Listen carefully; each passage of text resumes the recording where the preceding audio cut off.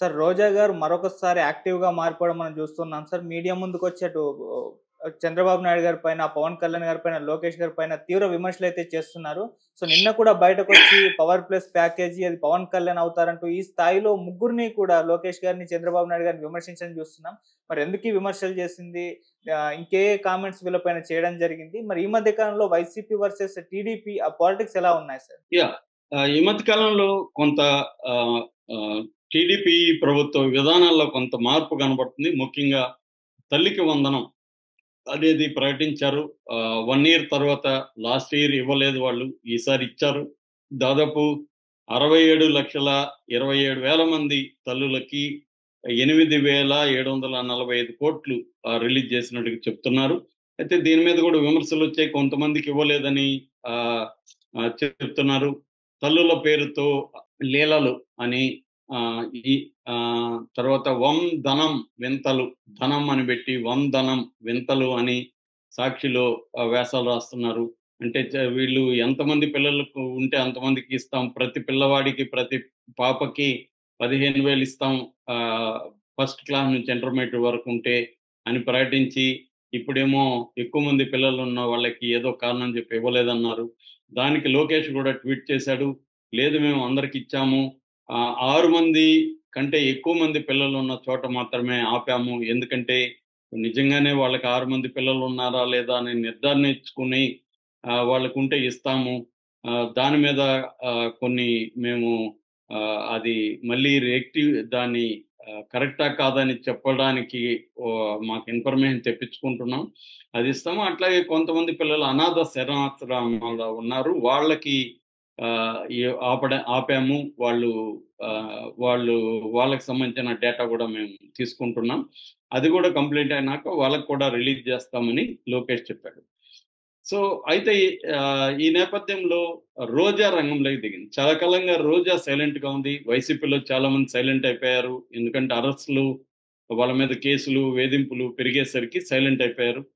ఒక రాంబాబు, పేర్ని నాని ఇలాంటి వాళ్ళు మాత్రమే మాట్లాడుతున్నారు. అంబటి రాంబాబు, పేర్ని నాని ఇలాంటోళ్ళు.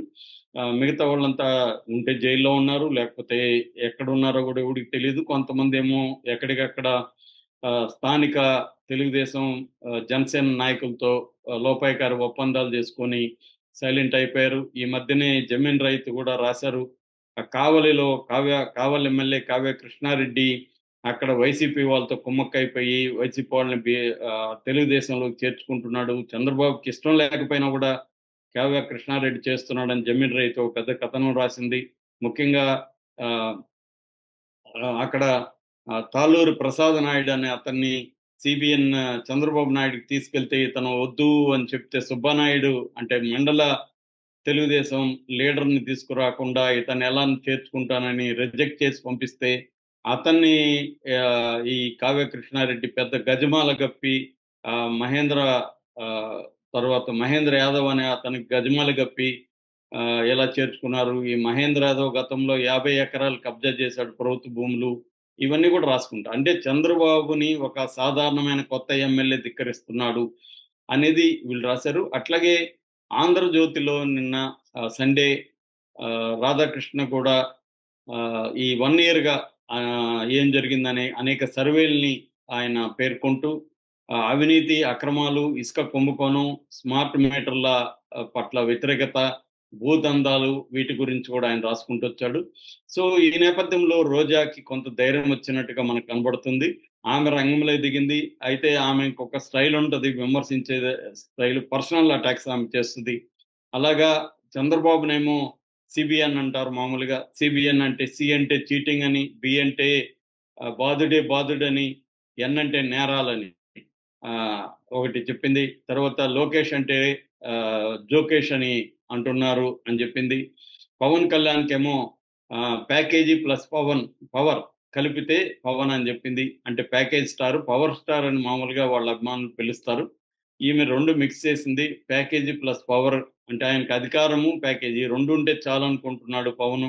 సమాజంలో ఏం జరిగినా ఆయనకి అవసరం లేదు. దేవాలయాల మీద దాడులు జరుగుతుంటే గూడా ఆయన సనాతన యోధుడని జెప్పుకుంటాడు గానీ ఆయన పట్టించుకోలేదు. కాశీనాయన సత్రం లాంటివి దాన్ని అక్కడ ఆహ్ అటవీ అధికారులు దాడి చేస్తే కూడా ఈయన పట్టించుకోలేదు అని చెప్పింది. అలాగే అసలు ఈ ఈ ప్రభుత్వం విజయోత్సవాలు ఎందుకు చేసుకుంటున్నారు? 1,60,000 కోట్లు అప్పు చేసినందుక, 81,000 కోట్లు ఎగనామం పెట్టి ప్రజలకి హామీ ఇచ్చి ఎగనామం పెట్టినందుక, సూపర్ సిక్స్ అమలు చేయనందుక, అత్యాచారాలు చేస్తున్నందుక, ఆ స్త్రీల మీద డ్రగ్స్, గాంజా ఇంటింటికి వస్తున్నందుక, విద్యుత్ ఛార్జీలు పెరిగినందుక, స్మార్ట్ మీటర్లు పెట్టి మమ్మల్ని అప్పుడు మీటర్లు పెడితే విమర్శించారు. ఇప్పుడు మళ్ళీ స్మార్ట్ మీటర్లు పెడుతున్నందుక, ఎందుకు ఈ ప్రభుత్వానికి విజయోత్సవాలు అని ఆమె సీరియస్‌గానే విమర్శించారు.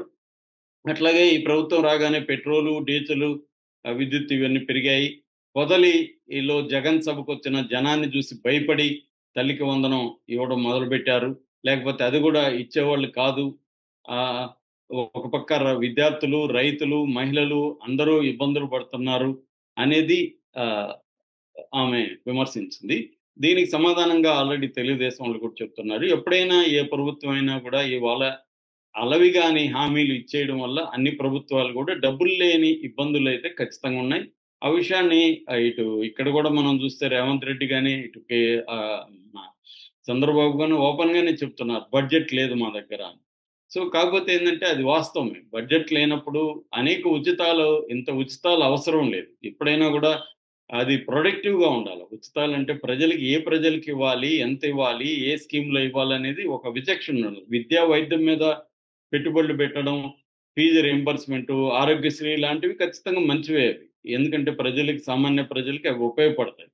కానీ వీళ్ళు విచ్చలవిడిగా ఇచ్చేయడం, ఆహ్, ఒకరు ఇంతిస్తామంటే మేము ఇంతిస్తామని చెప్పడం, ఇది నిజానికి దేశ ఎకనామిక్ గూడా ఇబ్బందికరంగమే. అది సుప్రీం కోర్టు దాకా అందరూ గూడా ఈ కైండ్ ఆఫ్ ఉచితాలను వ్యతిరేకించారు. సో, ఈ నేపథ్యంలో చంద్రబాబు ప్రభుత్వం రంగంలోకి దిగి మెల్లమెల్లగా తమ ఇచ్చిన హామీల్ని నెరవేర్చడం అనేది మొదలైంది. ఎందుకంటే కంప్లీట్‌గా నెరవేర్చకపోతే చంద్రబాబుకి వ్యతిరేకత వస్తుంది. ఆ విషయం ఆయనకి తెలుసు. అట్లాగే ఆహ్, మొన్ననే చంద్రబాబు మీడియా సమావేశం గూడా ఏర్పాటు చేశాడు. దాదాపు 50 ఛానెల్‌లు ఇంక్లూడింగ్ మన రెడ్ టీవీ ఛానెల్ తరపున ఒకటెళ్లారు. సో, అది మంచి పరిణామంగా చెప్పొచ్చు. మేము అందరిని హరాస్ చేయము. ఓన్లీ వైసీపీలో వ్యక్తిగత అటాక్స్ చేసేవాళ్ళని మాత్రమే మేము హరాస్ చేస్తాం తప్ప, ఛానెల్స్‌ని, జర్నలిస్టులని అందరిని మేము హరాస్ చేయమని ఒక సందేశాన్ని ఆయన ఇచ్చాడు.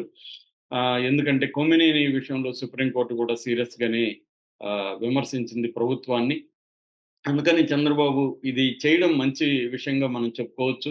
ఎందుకంటే మీడియాకి, ప్రభుత్వానికి మధ్య సత్సంబంధాలైతే ఉన్నాయి. ఉండాలి. ప్రభుత్వం ఏదైనా ప్రజా వ్యతిరేక విధానాలు చేసినప్పుడు మీడియా